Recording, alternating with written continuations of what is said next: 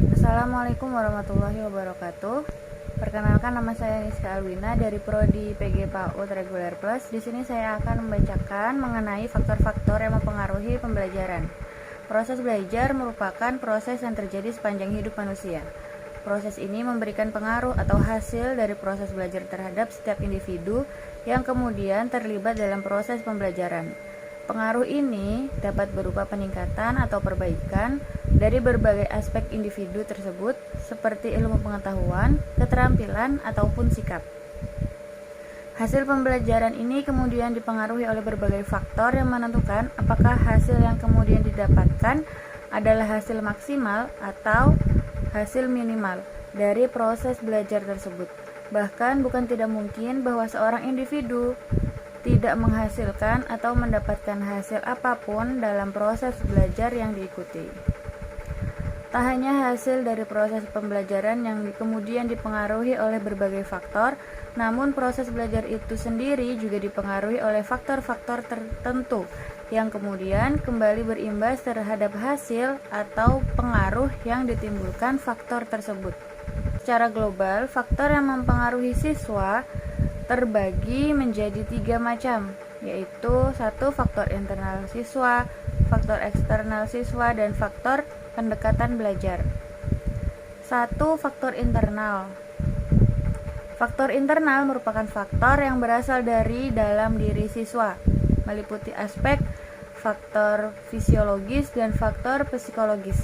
Faktor fisiologis adalah faktor yang berhubungan dengan kondisi fisik individu.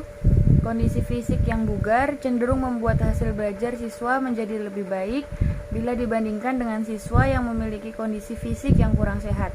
Faktor psikologis adalah faktor yang berhubungan dengan psikologi siswa. Berbeda kondisi fisiologis ini berbeda-beda tiap siswa. Meskipun begitu, perbedaan ini hanya ada pada kadarnya.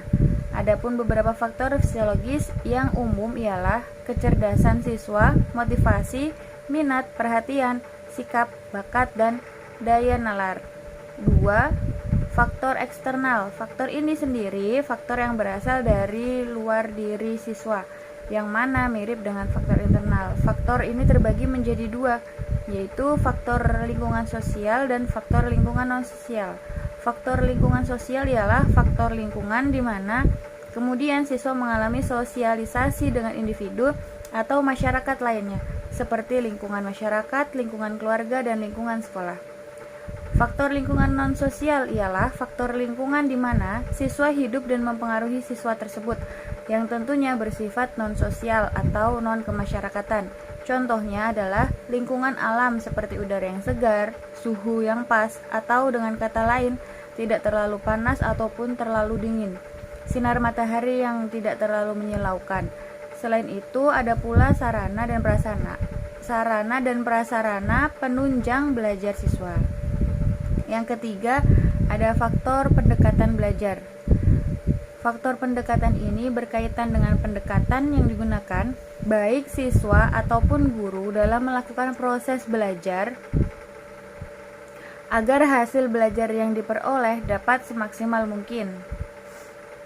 Ada juga menurut Abi Syamsuddin Makmun tahun 1995, 3 faktor yang mempengaruhi proses dan hasil belajar siswa di sekolah, yaitu ada faktor input atau masukan. Misalnya, faktor ini meliputi masukan dasar yang mengembangkan kondisi individual anak dengan segala karakteristik fisik dan psikis yang dimilikinya. Ada faktor proses dan faktor output. Lingkungan berkaitan dengan lingkungan yang didiami siswa. Ada faktor instrumental berkaitan dengan bahan ajar, metode, dan pendekatan yang dipergunakan. 3. Kondisi fisik yang meliputi kondisi jasmani dan tubuh dari siswa.